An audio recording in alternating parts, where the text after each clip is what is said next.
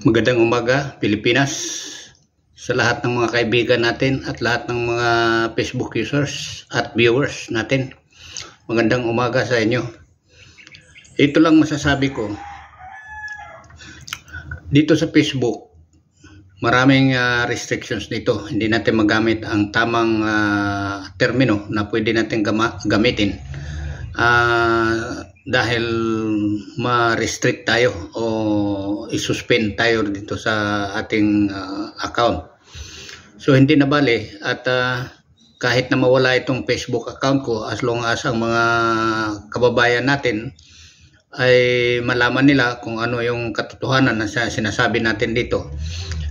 The only way na pwede nating masabi ang ating saloobin dito lamang sa Facebook, dahil hindi naman tayo pwede mag-guess diyan sa mga extreme media. So pinaalala ko lang sa mga kaibigan natin, kung bigla tayong mawala rito, yun ay dahil sa mga termino na gagamitin natin dito sa Facebook. At hindi importante sa akin yung pagkapirahan ko itong Facebook na to, kung hindi ang importante sa akin ay ang aking bansa.